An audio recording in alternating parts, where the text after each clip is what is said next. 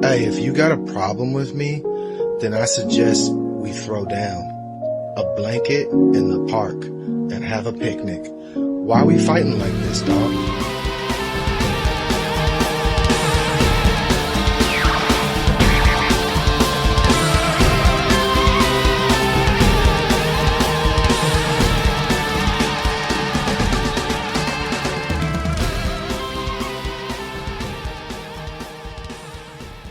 Hey, fun fans, it's We Enjoy. We've got some news, some news. Let's get to it. I've also got some trash truck noises in the background. I don't think you can hear it, but I certainly can. We are the Mattitude Eric. I am Matt Fowler. Say hello, Eric, Trash Truck Goldman.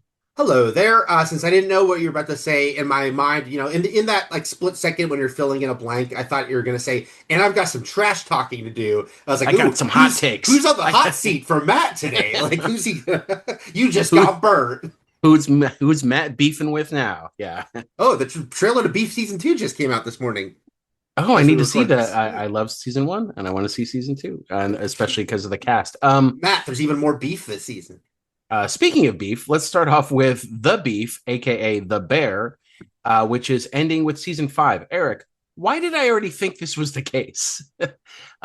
Did I just presume because of the way the natural way the story is going, and also the natural way that shows tend to end now with season five? By the way, industry is also ending with season five for those industry heads out there.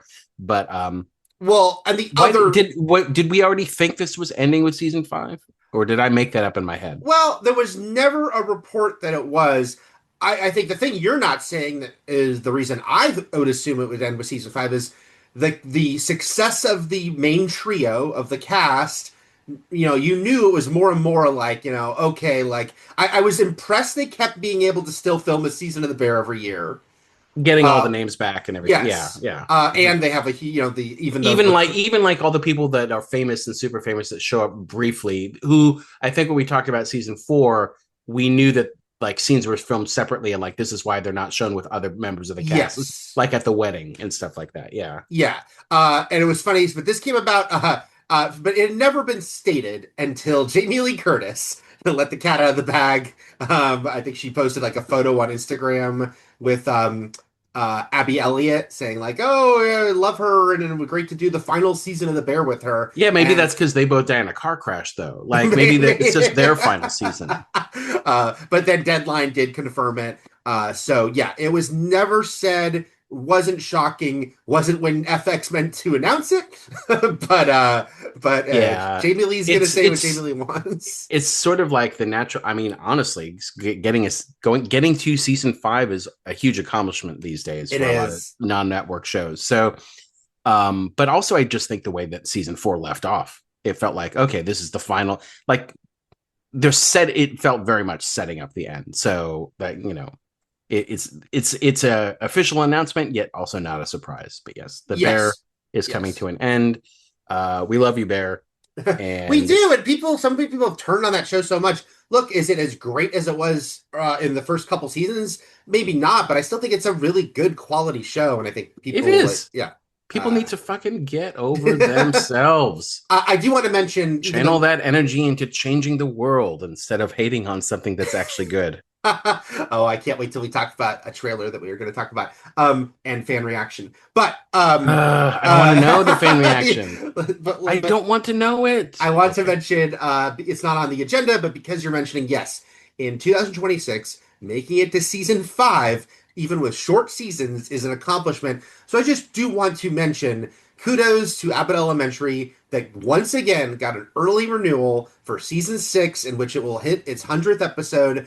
Just as far as a network show that does, I don't know if they do a full 22, but they do a lot of episodes a season and have found a lot of and unlike some things, even like remember how Night Court was deemed a success initially and then it kind of petered Yeah. out.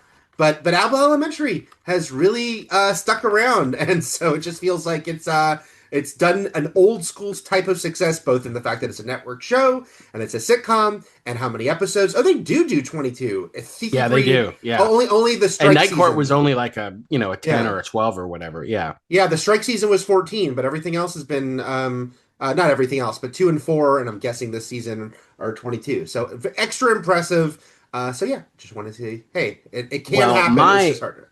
Abbott Elementary is Abbey Elementary, and I mean Abby Stone, and I mean the Night Court revival. Wow, what a journey. It is a journey. Her name was Abby because it was her name was Abracadabra Stone. Oh, because Harry loved Yes, that. Eric, watch that show. It made me cry. Anyway, I watched okay. some of it. I liked it. Yes, the original beef is ending with season 5. And let's get into all right, we might as well just talk about this bullshit that you just brought up, this trailer that I thought was good. And I was like, but obviously I don't watch trailers now and step away thinking there's no way in hell that anyone could complain about this. It's perfect. There's always a way, just like life and how it finds a way. The Lanterns trailer dropped, and which got me looking back at the Lanterns Wikipedia page to I haven't been like paying full attention to like developing casting and like announcements as far as Lanterns goes. I know what the conceit was, I know what the premise and like who the two stars were, but like I was looking at the supporting cast and I started getting more excited because of the supporting cast. Dillahunt! Dillahunt, but also Jason Ritter, strangely as Dillahunt's daughter, son, and they're not, and they're only like 15 years apart. Anyway, Yeah, that's Hollywood. That's it Hollywood, is Hollywood. It is Hollywood. But also, did you know that Laura Linney and Paula Patton have undisclosed roles? No. Well, Wikipedia says so, and I'm wondering if that's even larger, like DCU bullshit. You know what I mean? Like, I don't know. Yeah. I don't know, but anyway, Laura Linney, Laura Linney, Laura Linney. Laura Linney, Laura Linney. Kyle Chandler plays Hal Jordan. We've talked about this, but Aaron Pierre is Jon Stewart, and this is sort of a True Detective, Slow Horses inspired, smaller, grounded detective story featuring the Lantern Corps, and Kelly MacDonald's in it. Man, Nathan Fillion will show up as Guy Gardner, as well as probably some other familiar faces from the projects we've already seen. But I think it looks cool. There's some sort of murder mystery in Nebraska, and they're there to solve it. And check out. It's gonna quote Vanilla Ice, but I won't. Anyway, so yeah, I thought it looks great. Who could complain about this? Okay, I think it's a really cool trailer. I really like the tone of it. Um, I will give some grace to the, even though I think it's just the extreme, right? It has to be one or the other, which is to say, I get some issues people have as longtime comic book fans that the approach to this is surprising in 2026 has, one of the first major projects from the new DCU, which is to take it so stripped back, to never in the trailer, no one's in costume. It's gritty, it's grounded. And so on some level, it feels like, isn't this like a comic book adaptation from 25 years ago that was embarrassed to be a comic book adaptation? Even though I know it won't be that, but I also get it's kind of the shock to the system. Again, the more you know the character in the comics and their world, of doing it with Green Lantern, of doing it with space cops, right? Like characters. I mean, look, we tried it the other way in a movie and it didn't fucking work. So right, and I think that's the complaint, is maybe this is the pivot is too extreme. Now, I think people are mistaking. This is what I think. I think when something is notable or different, or it's like, hey, describe this thing, and they say, hey, this is a gritty take on gritty, grounded, realistic, slower, more detective-driven take on Green Lantern. Those are bullet points. Those are things to notice about this. Those are things that are significant and unique about this. I think people mistake those things for things to complain about. I think it's like if you were asked to describe something and it's like, describe that rug, and you say it's orange and it's shaggy and it's this, you're just describing it without actually knowing what it's about. People are just going to complain. Oh, it's orange and it's shaggy. I don't know. I'm not explaining this right, but I think people are just complaining about things they notice. You know what I mean? Like benign things that don't matter, like that are just the way to describe something, but they complain about it because that's their default setting. I think I get it though, because say you love Green Lantern, and there, people love Green Lantern. I think it's that there hasn't been a live action Green Lantern that's just been like, here's our good Green Lantern, because we got a really bad movie. And now we're doing like a deconstruction. And so I think people want the thing they haven't gotten. Because here's what I said about it. I said, this is a surprising take for me in 2026 that doesn't begin with the Elseworlds logo at the beginning, but it looks like a really good show to me.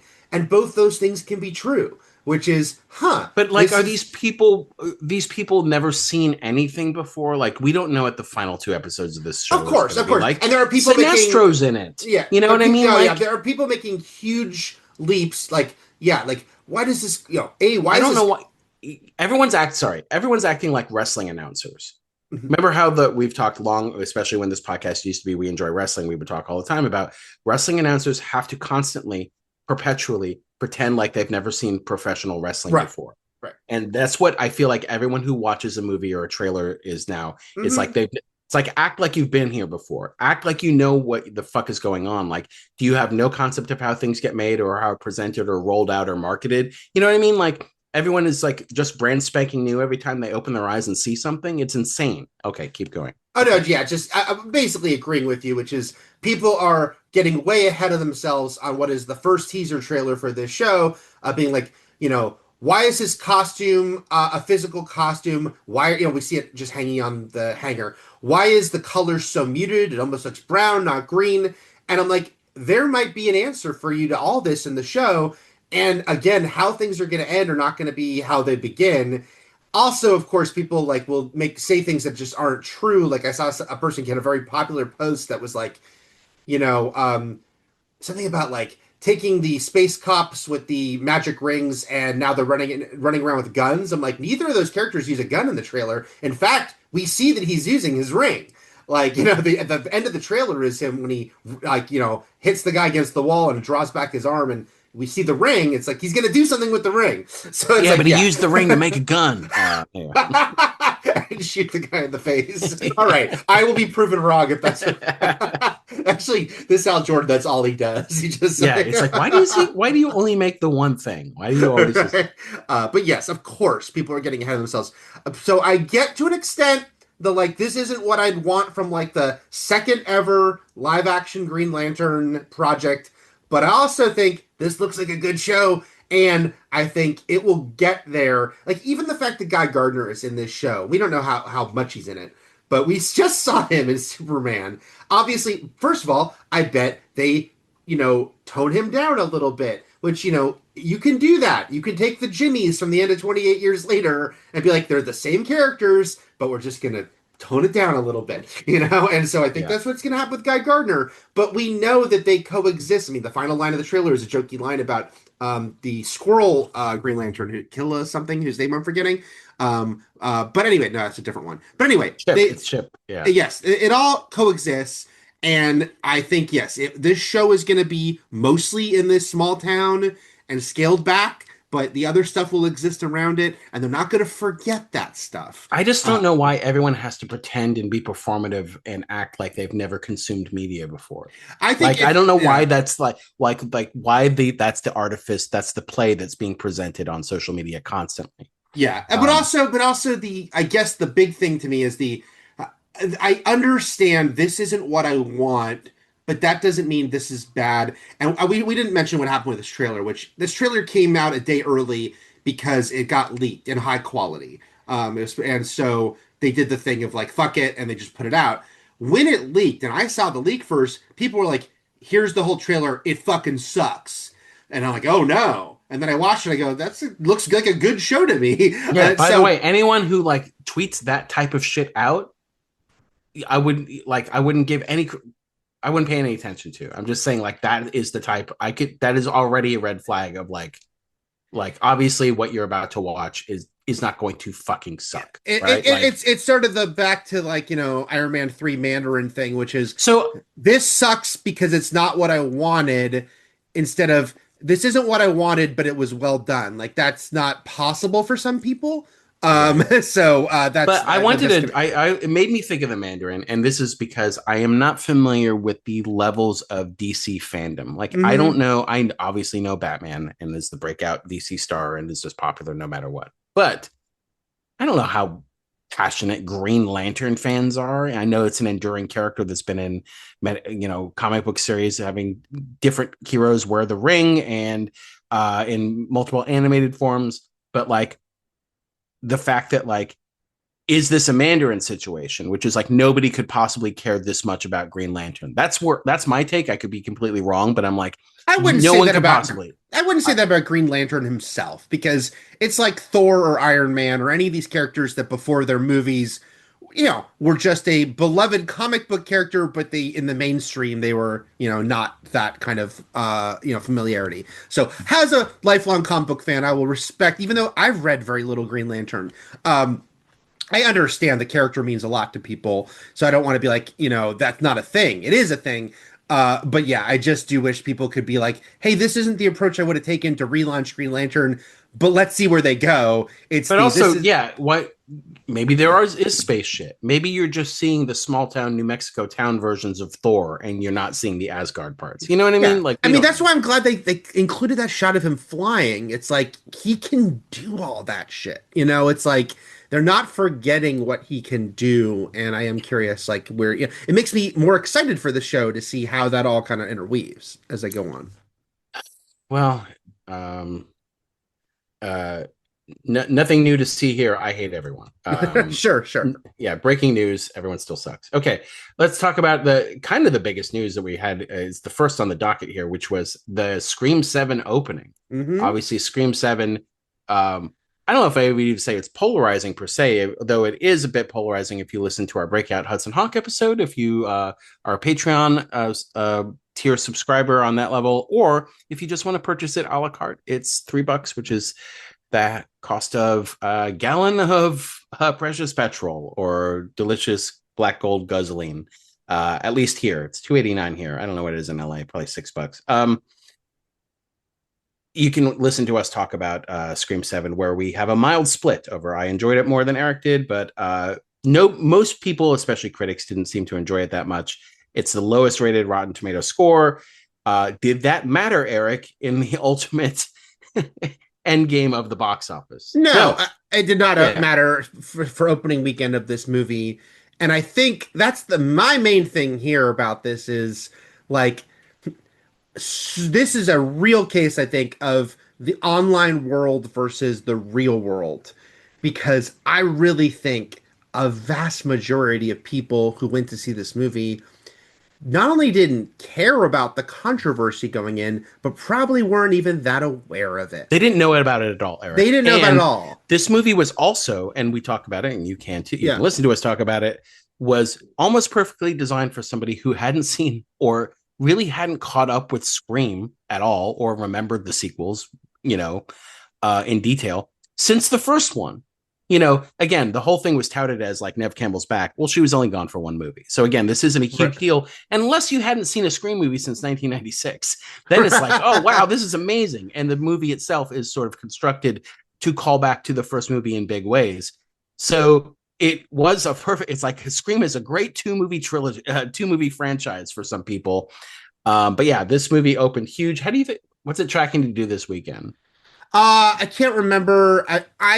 I just assume it's going to drop on par with 5 and 6, which both dropped in the 60% range, which again, a horror movie sequel, they're front loaded. Like it's just a passionate Sure. fan base. And so again, because this movie became this lightning rod and people were taking sides and all, people were like, no, people are loving this movie. It's gonna hold 50% or better. I'm like, that's not that was never happening. But I also don't think it's gonna have like the worst drop in imaginable, because I think we'll talk about the cinema score in a minute, but I think the general audience, maybe they weren't as into this one as the last couple, but I think it still delivered what they wanted. It'll drop big, but on par with the last couple. So yeah, it's like, I think it might, I think the only curiosity will be, will 6 or this, I think there's a world where 6 still ends with a bigger total because this could drop a little quicker. But it's a huge hit no matter what. Huge hit. No matter what. Part 7 of a slasher series that opens this big, that has like, almost $100 million global opening, is a real testament, mainly, which I think, to the power of the franchise and to the fact that, yes, most people going into this were probably completely unaware that Melissa Barrera had been fired, much less the controversial reasons around her firing. But I think, Matt, way more people than people would like to admit went to see Scream 6 and didn't know Nev Campbell wasn't in it and why she wasn't in it. It's like, No, people don't know. So, and then I want to ask you this too Mhm. about the Rotten Tomato score. What do you think about critics who like are seem to be in their review judging this movie based on that baggage? You know what I mean, including the Melissa Barrera of it all in the review of the film. You know what I Right, right, mean? right. Like, It's I really don't think that's appropriate. it's I don't. really difficult, I think, because there's a couple things here to parse. One is the reasons for her firing are pretty egregious and outright, anger inducing for many. So it carries a cloud over the movie that's extra pointed for some. I think for most of us who do know, and this is the problem, is those of us reviewing the movie, most of us are very aware because I'll admit, I mentioned it in my review in that I think there are story problems with this movie, and I couldn't help but think, what would the original version of this movie have been? Which would have been a drastically different movie, starring a different character, directed by a different person. It's like, so it is a weird thing where you're like, I don't think it, I think you have to judge the movie for the movie because, like, certainly I was not one of those people going I into think you're just Scream. getting into the what if multiverse of it all, and like that's not how you review movies I think anyway. it's Yeah, like both. I think it's both, and that you should absolutely judge the movie for the movie. And like, there's no reason the movie can't be good despite all yeah, of that. that's the thing is that even with all of that to the push to the side, there was Yeah. still a better movie here to be made. Yes. But I In think I fact, the think I fact think that this is such a hit makes me upset that they didn't, if you listen to us talk about it, we mm, bandy about a couple things yeah. that they could have done with a few legacy characters that actually would have been more interesting in keeping the series going than now I am mad about because these hypothetical things did not happen because that would have been cool for a Scream 8, considering Yes. that the Carpenter sisters probably will never return. So, Yeah, I think that's the thing though, is like the more you are a longtime fan who's well aware of all this, the more it is a cloud over the, because I've seen other people express it's like has, and I certainly feel it as someone who Scream is one of, the first Scream is one of my favorite movies. The Scream series is a beloved series to me that means a lot to me. Um, it is a bummer that this cloud did hang over this movie, which again, I don't think affects whatever I thought of the movie, but I do think, like, for those of us, the more you knew about Scream, the more you're like, geez, it sucks that we can't go into this movie just excited for a new Scream movie. Like, it has all this. So in a way, I envy the mass public who just is like, oh, I like the Scream movies. Because the thing about Scream 7 doing so well is because the Scream movies have been remarkably consistent in being pretty high quality. I think 5 and 6 did a great job of obviously relaunching the franchise, especially when you compare to Scream 4. Again, love Scream 4, but I'm talking about the box office and how people turned out or didn't turn out. Scream 4 failed to reignite it for that generation. Scream 5 and 6 absolutely did. So yeah, it's just hard to parse out. But it's funny because yeah, I see people, again, people have to take sides. And again, this is a situation of Spyglass's own doing because of how they treated this all. But then it gets me mad because then people will say stupid shit like, see, the reason it was the biggest was because Nev Campbell came back. And of course, then some people take it to extremes like, ha, screw you, Melissa Barrera and her fans. But I'm like, but why was 6 the biggest opening before that without Nev Campbell? Like if is your logic then? Because I literally said, is your logic, this was the biggest opening. It was a 20 million jump from Scream 6, which is amazing. Scream 6 was a 15 million jump from 5. Is that a formula? Drop Nev Campbell, jump 15 million, put her back in 20 million? It's like, and it's not. Neither of those things are true. It's that people have generally liked these movies and they're going to the next one more and more opening weekend.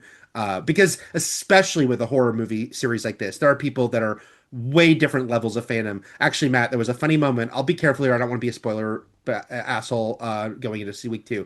The only cameo in this movie that wasn't spoiled, I'm not saying who it was beforehand, when that person appeared, I saw that. I've seen Scream 7 twice. When I saw it with an opening night audience, that person does have a line that is something like "Remember me," and there was a girl next to me who goes "No" to her friend because I'm like, that's her level. Like, has she ever seen the movie that person was from? Or if she did, maybe it was 20 years ago and it's not high, and there's going to be that level of people that callbacks are not going to mean that much to them. So I think that's especially always true with slasher it movies. would have been weirder if Sydney said no. Right. You have no significance to me. Who? Oh God, you? Yeah. Yeah, ringing a bell, but yeah. Anyway, and people are like, okay, well, what happens to the next one after this? I think this might be the peak. I say for now because this is a franchise that will never die, like all of them. You know, it will Yeah. go on the shelf again. They're gonna make eight quickly now, right? Because this made so much money. They're gonna. There's rumblings that eight might even film this fall. And so it's absolutely going to happen. It's going to happen quickly. Nev Campbell will star in it and make a lot of money for it.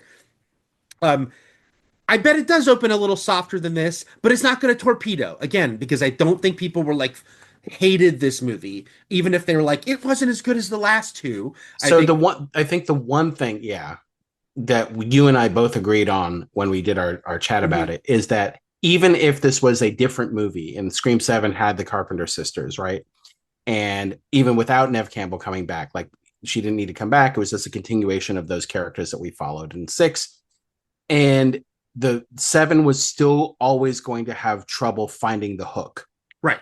because The pop culture hook, the yeah. pop culture, the horror movie Hmm. genre hasn't like made a paradigm shift yet to Yes. talk about, to comment on, to do a sort of meta commentary on. So uh like there's even 6 was stretching it. 6 Yep. was already still, it was thin, but it Yep. was a fun movie.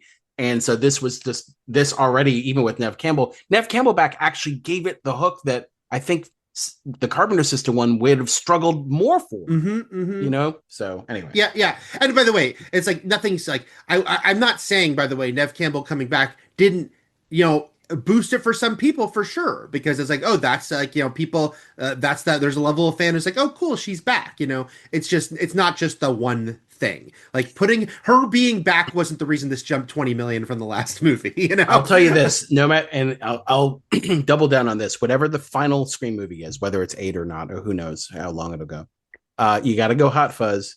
Like that's the only way to go. That's the only way. Yeah, yeah. Cult of Ghostface.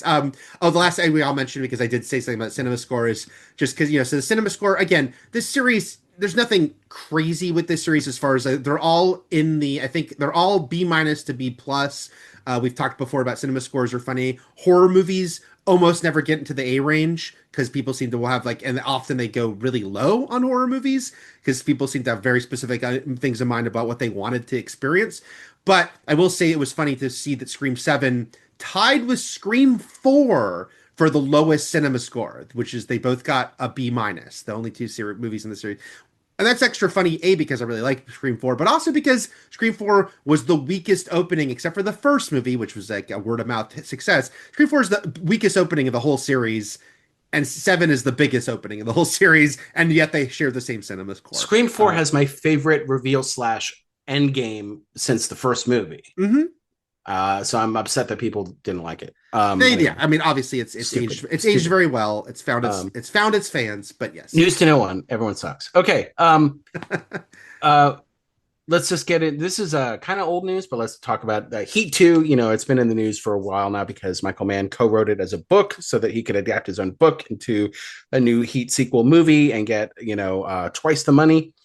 And Leonardo DiCaprio and Christian Bale are set to star in this movie.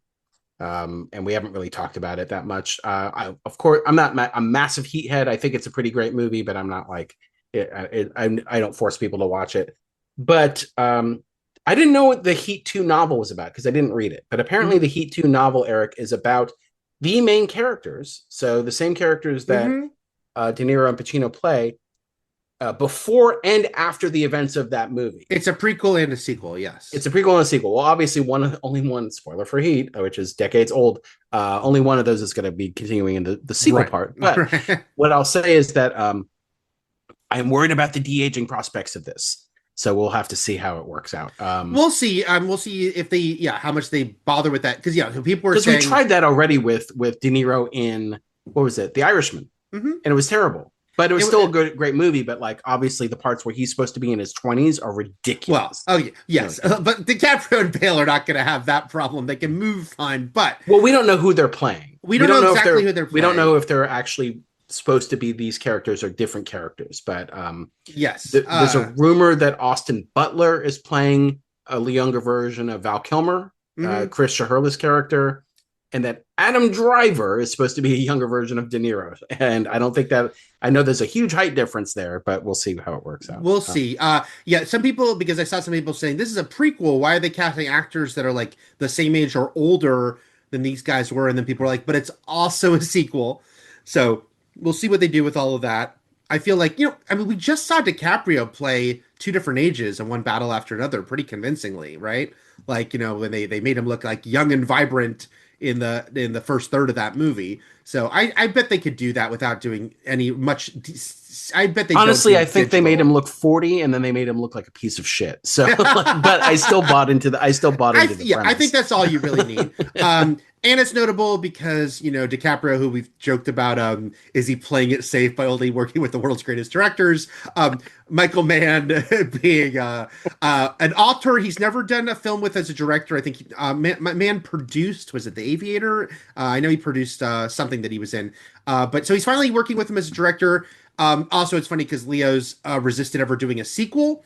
He has said he's not cameoing in the Cliff Booth movie that they did talk about it. But so he's doing a sequel, but it's a movie he wasn't in the first one. So maybe that's his. Oh, so that's his loophole. Okay. Yes. Well, he also did a Critters sequel as his very first movie. So he's like, that's what. But I mean, that's what gave him the credo, though. He's like, never again. Never again. I will never critter again. Yeah, I really like Heat. I have heard from Brent Simons and other people that the book is really good, and I actually want to read it. I think maybe I will read it this year. I think you should. I think you should do it for both of us because I will not. Then let's. So I say this one for last. This last news story because it's going to wrap up into my recommendation, and my recommendation is a little lazy this week, but it's basically Night of the Seven Kingdoms because we never talked about it. Mm-hmm. We didn't do a breakout about it. We didn't sort of talk about it as it premiered. We talked about it in passing, but we didn't talk about it that much. Night of the Seven Kingdoms, a violent delight with violent ends, which is to say, like, it is a great, quick Game of Thrones watch because the episodes were mostly about a half hour each. Oh, wow. And it's 6 episodes, and it's a tight story, and it's also kind of a sports story if you think about it. I mean, it's about this hedge knight who goes to a tournament of knights and wants to compete, and there's it all culminates right in a big sort of like brouhaha fight, and it's really well done. And it's also about obviously there's a den of vipers, and there are Targaryens and Baratheons and stuff like that, and everyone has different agendas. But also the lead character is somewhat of a anomaly in the Seven Kingdoms, which is to say, a knight who wants to truly do good and to stand up and to do the things that actually a knight is supposed to do, and not be POS that just roams the realm and fucks up people and just is selfish and murderous.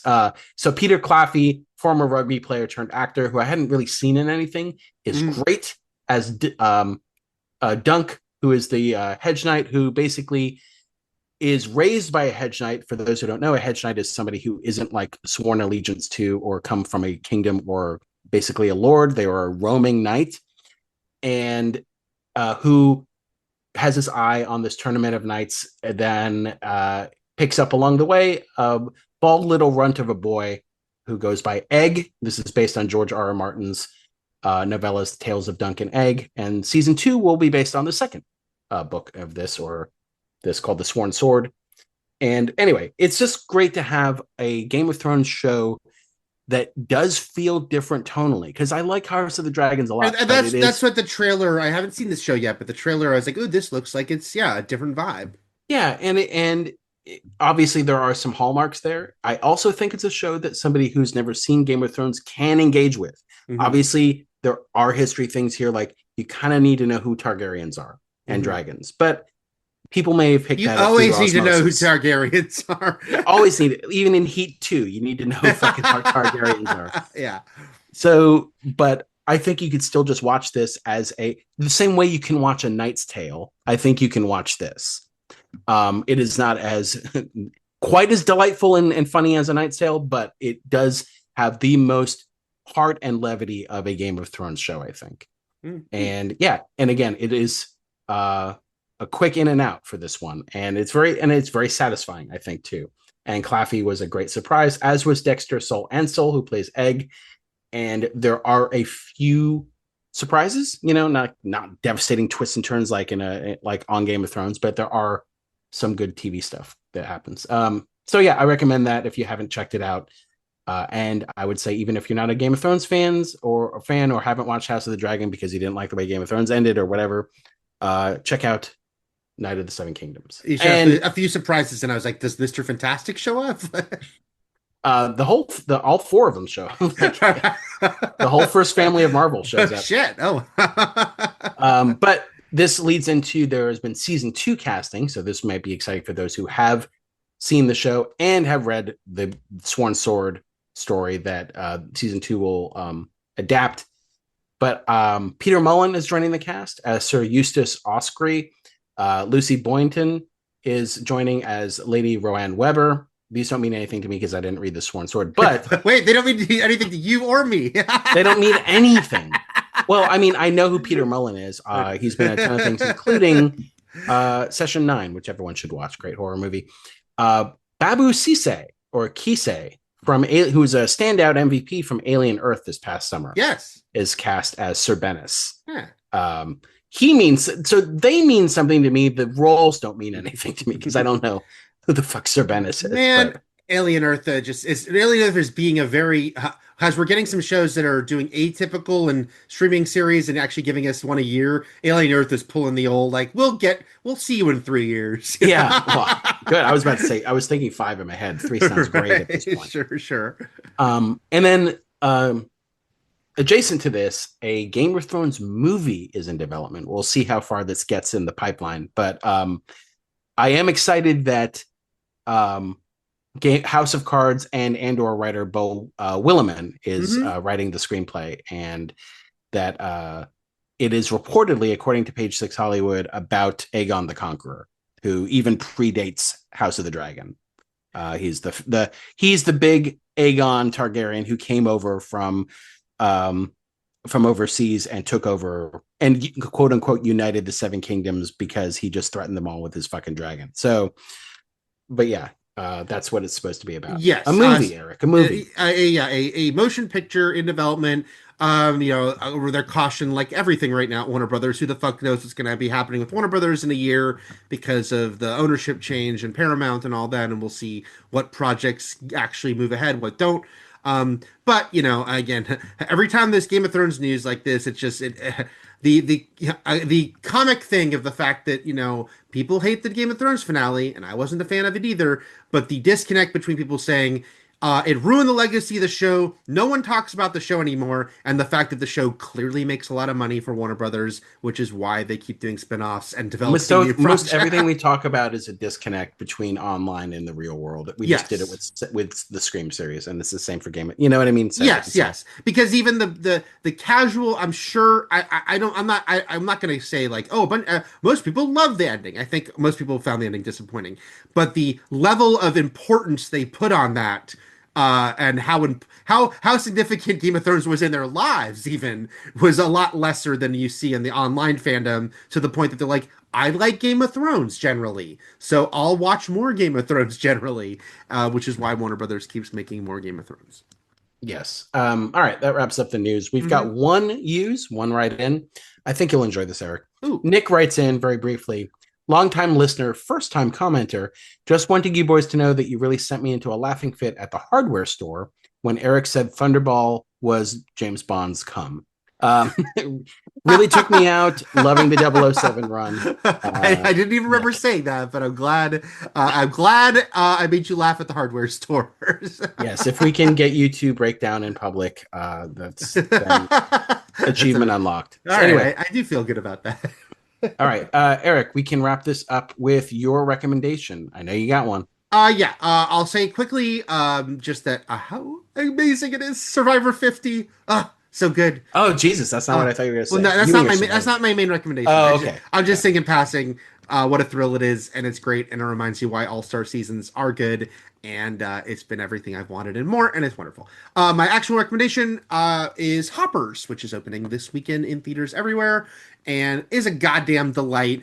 and is tracking to be Pixar's biggest opening for an original non-sequel franchise movie since Coco, which makes me very happy because Pixar had been in a weird rut for Pixar the past few years. Some of it, so when I say self-inflicted, I mean Disney as a corporation, the decision to put 3 movies in a row straight to streaming during the pandemic, and how that changed And even after the pandemic, yeah. yes, and how that was changing audiences' expectations of how they would see a Pixar movie, and devalued Pixar, as part of the pipeline.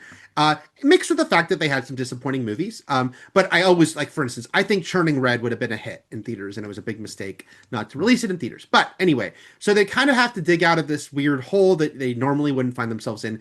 But Hoppers, it's a real crowd pleaser. I saw it last weekend where they did, like, the sort of national sneak previews that anyone could buy tickets for last Saturday. It plays great. The plot being about this teenage activist, this 19-year-old girl trying to save the glades in her area that's going to be torn down for a highway by the cheesy mayor voiced by John Hamm. And how the convoluted, I won't get into the specifics of how the key to doing this is to communicate with animals. And then she gets into her mind is sent into a robot beaver that is a part of a prototype program called Hoppers, that she's going to go communicate with the animals. They get the joke in the trailer out of the way of, doesn't this sound a little bit like Avatar? And then the movie is just this movie about this teenage girl encountering the wildlife that she can speak with when she's in the robot. They can hear her. It's really funny. And it's a little darker than some Pixar movies are as far as humor. There's some very funny things about the food chain and how it functions. And Bobby Monahan has the king that she meets of this wildlife, and what his philosophy is on the fact that some animals eat other animals. And it's got very nice messages about conservation and wildlife, but it doesn't feel like it's like spoon feeding it to you. It's got cool animation approach. I really like the fact that they do a thing with the animals where when humans look at the animals, they give them beady black eyes, just the dots. But when she is in the robot and she sees them and can hear them, now they've got the whites of the eyes and the pupils, and because it's like they're different type of character that she's interacting with. And there's some scenes in the movie that kind of have fun intercutting between the two versions of the animals. It looks great. And really, really enjoyed it. It has a really fun voice cast. Dave Franco is kind of the bad guy in it, but a lot of SNL alum. Bobby Monahan, Vanessa Bayer is in it. I'm forgetting, like, a couple other people are in it, but anyway, quite enjoyed this movie, and I think it's just a nice, crowd-pleasing, good movie. But it's Pixar, guys, so don't worry. It made me cry. It snuck in a little, but it did have some tears. I just don't think Scream 7 made me cry. Just like Scream 7. Very similar films. It'll supplant Scream 7 as the #1 movie, but they're very similar. But yes, Hoppers is great, and you should go see it. All right, that's your recommendation. Mm-hmm. And until next time, everything is possible, but nothing is real. And Shakma. Shakma. Shakma!